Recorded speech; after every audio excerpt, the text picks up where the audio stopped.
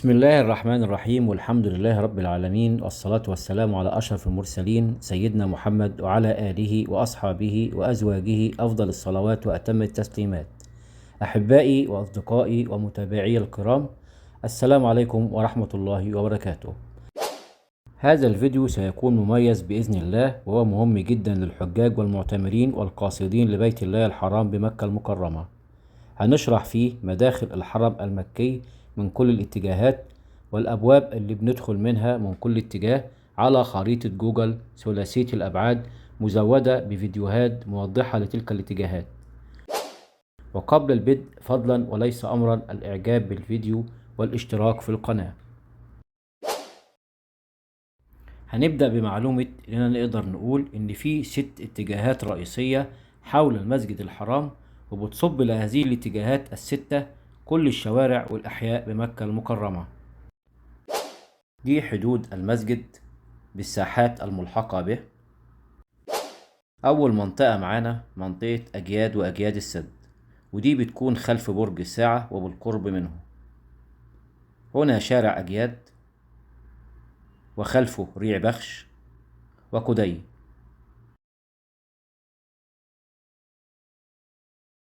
وهنا شارع أجياد السد، وخلفه العزيزية الجنوبية والعزيزية الشمالية مرورا بمحبس الجن. المكان الثاني معانا هو شارع إبراهيم الخليل عليه السلام، ومعه المسفلة وشارع الهجرة، وهذا الشارع الفرعي الموجود هنا. المكان الثالث معانا هو شارع أم القرى.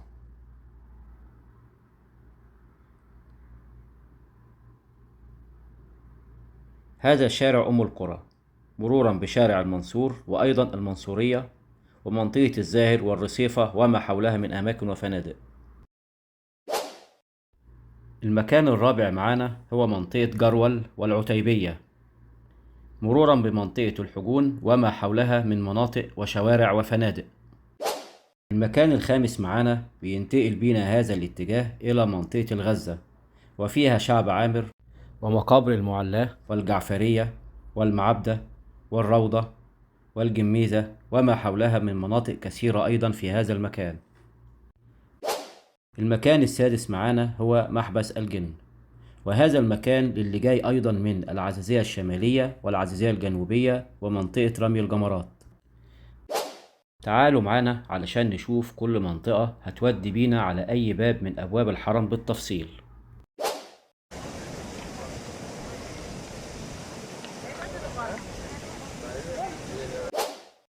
أول مكان معانا هو شارع أجياد وشارع أجياد السد.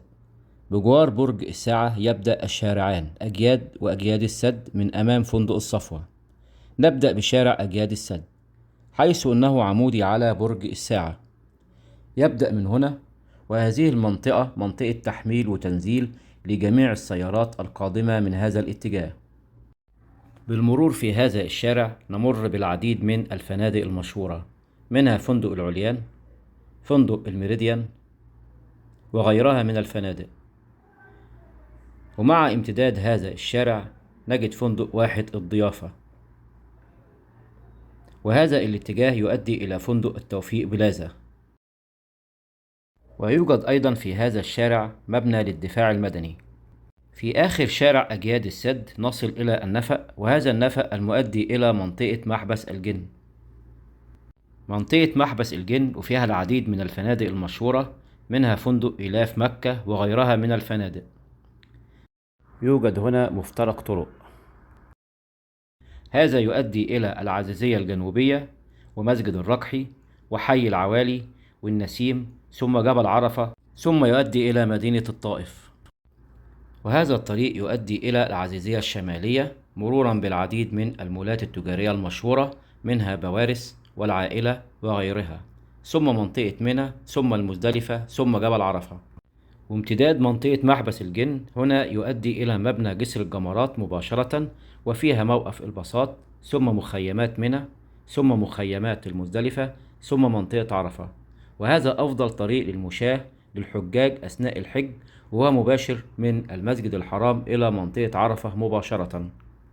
وهذا كله يؤدي إلى هذه المنطقة، منطقة التحميل والتنزيل، سواء سيارات خاصة أو أجرة أو باصات حافلات مكة، سواء رقم 6 العزيزية الجنوبية أو رقم 8 العزيزية الشمالية. وممكن نكمل النفق الموجود هنا لنصعد مباشرة إلى الساحة الغربية عن طريق السلم الكهربائي والمؤدي مباشرة إلى باب رقم 79 باب الملك فهد. أما بالنسبة لشارع أجياد، هذا شارع أجياد بيكون موازي لبرج الساعة من أمام فندق الصفوة، وعند المرور في هذا الشارع نجد العديد من الفنادق المشهورة، منها فندق مكارم أجياد، فندق إيلاف المشاعر، ثم نمر بفندق الشهداء. هنا شارع بير بليلة وفيه العديد من الفنادق. ومع امتداد شارع أجياد نصل إلى منطقة ريع بخش، ثم مواقف كدي ومنطقة كدي نفسها ومصنع مياه زمزم والدائري الثالث، وممكن من هنا نصل إلى شارع إبراهيم الخليل عليه الصلاة والسلام. لذا القادمين من الشارعين أجياد وأجياد السد والأحياء المجاورة لهم بيكون أقرب مكان لهم لدخول الحرم هذا المكان، وهذا المكان بيؤدي مباشرة إلى الساحة الغربية للحرم. الساحة الغربية للحرم بيكون فيها عدة فنادق مشهورة: فندق برج الساعة، فندق دار التوحيد، فندق أبراج مكة. وعلشان ندخل الحرم من الساحة الغربية يوجد العديد من الأبواب في هذه الساحة، أشهرهم باب رقم 1 باب الملك عبد العزيز، والمؤدي مباشرة إلى صحن الكعبة، وهذا مخصص للمعتمرين فقط. ولو مشينا في هذا الاتجاه نجد أبواب رقم 2 ثم 3 وهكذا بالترتيب: باب أجياد، باب بلال، باب حنين، باب إسماعيل وهو الذي يكون موجود فيه الجنازات، ثم باب الصفا، ثم إلى الساحة الشرقية اللي فيها أبواب الصفا والمروة. ولو رجعنا تاني للساحة الغربية نجد هنا كوبري مشاة، يؤدي هذا الكوبري إلى الدور الثاني للحرم، أقدر أطلع من هذا الكوبري لأداء الصلوات، ويؤدي هذا الكوبري إلى مطاف الدور الثاني وكذلك المسعى، ويطل مباشرة على صحن الكعبة المشرفة. نرجع تاني نكمل الأبواب الموجودة بالحرم المكي والمطلة على الساحة الغربية. نجد أبواب 94 و93 و92 91 90 89 وهكذا، ثم باب رقم 79 باب الملك فهد. باب الملك فهد رقم 79 وهو من أشهر الأبواب الموجودة في هذه الساحة. ومن أمام باب رقم 79 باب الملك فهد نجد هنا سلم كهربائي، وبالنزول لأسفل نجد مواقف سيارات سواء كانت خاصة أو أجرة تؤدي إلى شوارع أجياد وأجياد السد وشارع أم القرى ومنطقة جرول. إذا واضح من هذا الكلام إن اللي جاي من شارع أجياد وشارع أجياد السد والأحياء العزيزية الشمالية والعزيزية الجنوبية ومحبس الجن والعوالي والنسيم والطائف اللي هو طريق الهدى ومواقف قدي وريع بخش وبطحاء قريش يأتي هذه الساحة اللي هي الساحة الغربية، ومنها يدخل الحرم بعد ذلك.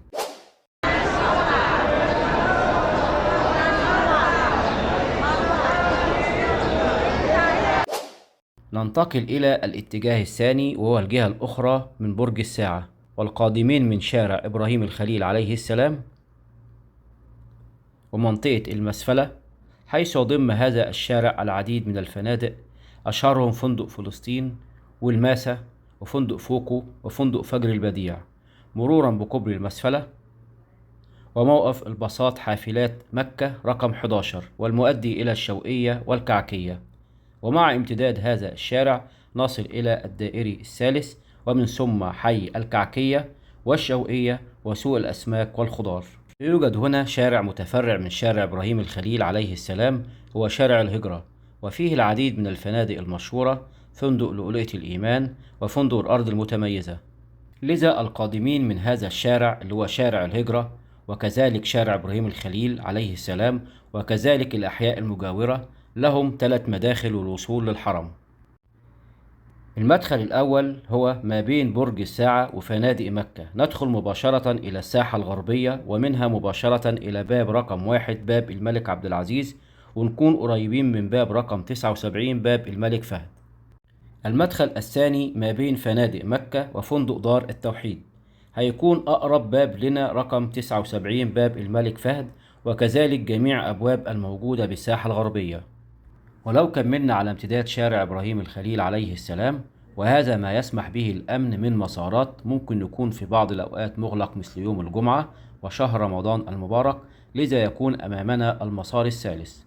نمشي في هذا الاتجاه بجوار فندق دار التوحيد، يكون أمامنا الساحة الغربية من ناحية باب العمرة رقم 40، ويكون أيضا متاح لنا أبواب من رقم 64 حتى باب رقم 94 توسعة الملك فهد. وإذا دخلنا توسعة الملك عبدالله وهي التوسعة الثالثة، هيكون أمامنا هذه الأبواب متاحة بدءا من باب رقم 127 وإحنا نازلين 126 125 وهكذا حتى نصل إلى باب رقم 100 باب الملك عبدالله، وهو أكبر وأشهر باب في هذه المنطقة مرورا بالساحة الشمالية. وكل هذه الأبواب نقدر ندخل إلى المسجد الحرام وصحن الكعبة المشرفة.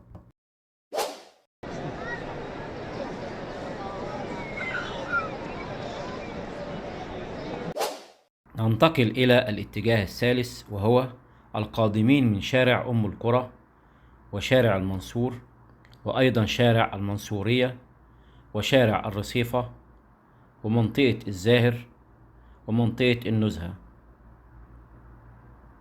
وهكذا إلى أن نصل طول هذا الشارع بكل الفنادق الموجودة فيه، وهو أيضا به عدد كبير من الفنادق. هنا إشارة شارع 60، ويمر بهذا الشارع حافلات مكة باص رقم 6 وباص رقم 8، وهذا الطريق يعتبر الطريق الرئيسي للسيارات القادمة من مدينة جدة. يوجد في هذا الشارع منطقة الحفاير مرورا بمسجد بن لادن. هنا شارع التيسير وأبراج التيسير. نصل إلى منطقة الأبراج الخاصة بجبل عمر. بنلاقي أمامنا هنا موقف الباصات رقم 7A، واللي بنذهب بيه إلى محطة قطار الحرمين. يوجد في هذا المكان مقبرة الشبيكة، ويوجد أيضا موقف لسيارات الأجرة اللي بتودينا لجدة، وكذلك سيارات بتودينا لمسجد التنعيم مسجد السيدة عائشة. هنا بداية شارع إبراهيم الخليل عليه السلام خلف فندق دار التوحيد. لذا القادمين من شارع أم القرى وجميع الأحياء التي تم ذكرها نقدر ندخل الحرم عن طريق الوصول للساحة الغربية للحرم. هنلاقي باب رقم 79 باب الملك فهد، وباب الشبيكة، وباب العمرة، وأمامنا أيضا أبواب توسعة الملك عبدالله، وخاصة الباب رقم 100 باب الملك عبدالله، ثم الدخول إلى الكعبة وصحن المطاف. ننتقل إلى الشارع المجاور لشارع أم القرى، وهو الاتجاه الرابع، وهي تشمل منطقة جرول ومناطق العتيبية والحجون وشارع الجزائر، وكل هذه المناطق بها العديد من الفنادق المشهورة، منها فندق أبراج كسوة الكعبة. هذه منطقة جرول نمشي فيها بهذا الشكل.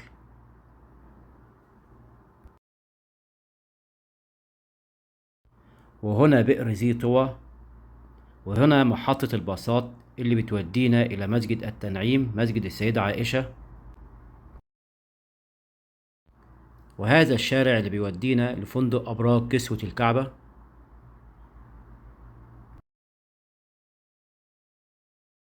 بجوار محطة الباصات اللي بتودينا لمسجد السيدة عائشة يوجد محطة مواقف النورية ومحطات كثيرة للباصات، سواء كانت حافلات مكة، محطة النقل الجماعي، محطة باصات الفنادق لتلك المناطق. بعد ذلك نمر من تحت الكوبري مرورا بالفنادق شيراتون، نوازل التوسعة، شذا، وأكبر الفنادق الموجودة هنا فندق أنجم. وعلشان ندخل الحرم لدينا اتجاهين، الاتجاه الأول ناحية اليسار، وهذا الاتجاه بيودي مباشرة إلى توسعة الملك عبدالله والساحة الشمالية لنصل إلى باب رقم 100 باب الملك عبدالله، ومنها ندخل إلى صحن المطاف. أما لو مشينا ناحية اليمين بحيث يكون الفنادق شيراتون ونوازل التوسعة وشذا وأنجم يكون على إيدينا اليمين، نصل إلى الساحة الغربية بكل الأبواب الموجودة فيها، باب العمرة، باب الملك فهد، وغيرها من الأبواب.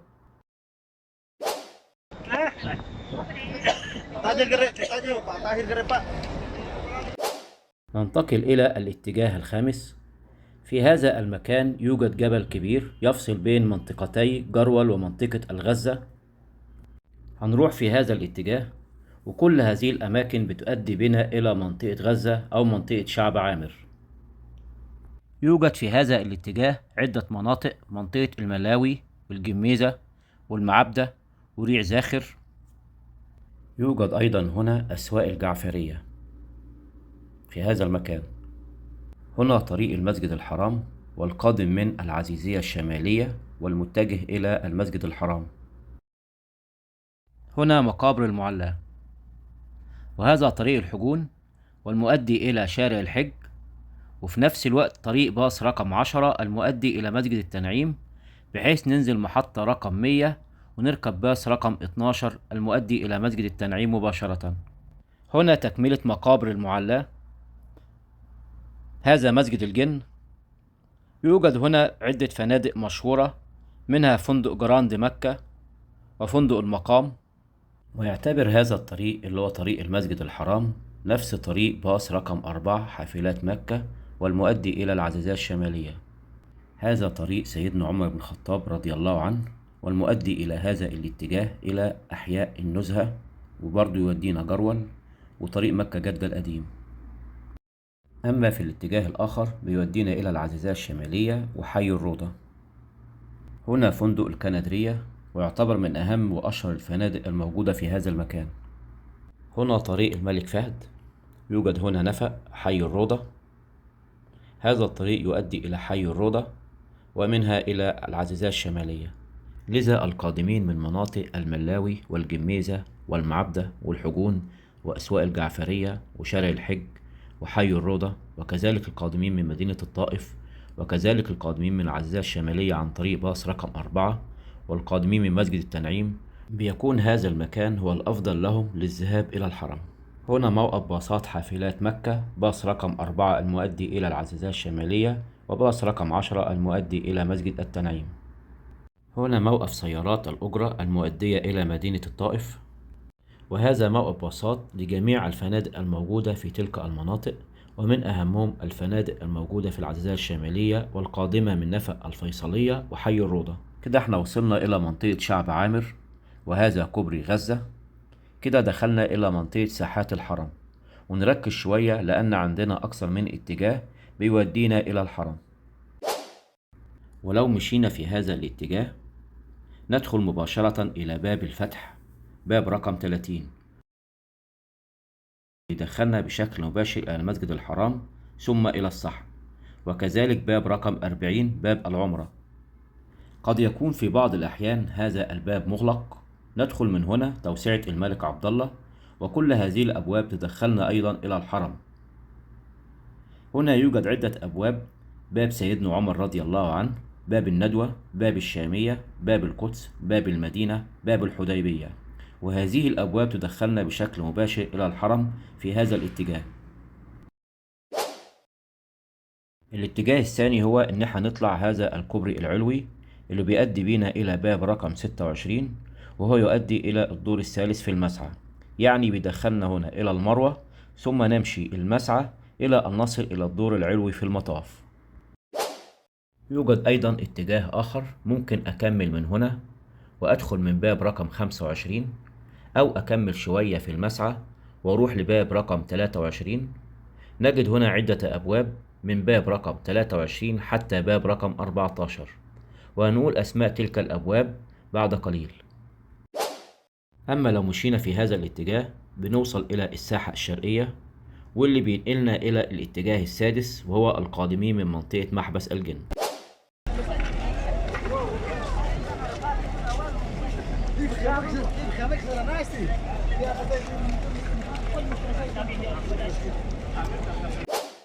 ننتقل إلى الاتجاه السادس، وهو بيكون من منطقة محبس الجن، وتم تخصيصها لأن فيها موقف خاص بها.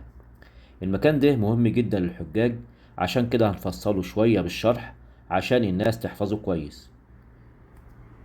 يوجد جبل كبير هنا موجود ما بين هذه المنطقة، منطقة المواقف، ومنطقة محبس الجن. هذا الجبل، هذه منطقة محبس الجن. يوجد هنا نفقين، نفق يؤدي بنا إلى أجياد السد، والنفق الآخر يؤدي بنا إلى هذه المواقف. ومن هذه المواقف نتجه إلى الساحة الشرقية للحرم، وفيها الأبواب من باب رقم 14 حتى باب رقم 25. ورجعنا تاني إلى منطقة محبس الجن، هنلاقي هنا امتداد هذا الطريق يؤدي إلى موقف باصات منطقة الجمرات ومنطقة منى. في منطقة موقف الباصات بمنطقة الجمرات نلاحظ هنا في هذا الطريق وجود مظلات معمولة خصيصا للحجاج والمعتمرين، خاصة أثناء الحج، لأن هذا الطريق مخصص للمشاة أثناء الحج، والحجاج القادمين من جسر الجمرات بيسلكوا هذا الطريق. وعند المرور من هذا النفق والمؤدي إلى الحرم نصل إلى موقف الباصات. هذه منطقة تحميل وتنزيل لجميع الباصات القادمة من محبس الجن. لو مشينا قدام شوية هنلاقي مكتبة مكة المكرمة ناحية اليمين، ثم بعدها سبيل بئر زمزم. هنا مجمع لدورات المياه، الحمامات أعزكم الله. كده احنا موجودين في الساحة الشرقية للحرم، ويوجد عدة أبواب من باب رقم 25 حتى باب رقم 14. باب رقم 25 باب المروة، ثم باب بني شيبة، ثم باب السلام، ثم باب النبي صلى الله عليه وسلم، ثم باب العباس، ثم باب علي، ثم باب بني هاشم، ثم باب دار الأرقم، ثم باب الصفا، وهو بيكون عند الصفا. كملنا في هذا الاتجاه نصل إلى باب سيدنا إسماعيل عليه السلام، وهو المخصص للجنازات، ثم باب سيدنا بلال رضي الله عنه، ثم باب أجياد، ثم باب الملك عبد العزيز رقم 1. وممكن ندخل الحرم ثم صحن المطاف من أي هذه الأبواب السابق ذكرها. من هنا نتمنى أن يكون هذا الفيديو غطى لكم جميع المعلومات الممكن جمعها عن مداخل المسجد الحرام، ال6 مداخل زي ما احنا قلنا، وكل الشوارع والمناطق التي تؤدي إلى هذه المداخل ال6. إن شاء الله لو أعجبكم هذا الفيديو هنعمل إن شاء الله فيديوهات أخرى عن منطقة منى ومنطقة الجمرات ومنطقة المزدلفة ومنطقة عرفة. هنا نتمنى أن يكون هذا الفيديو نال إعجابكم. تقبل الله منا ومنكم صالح الأعمال.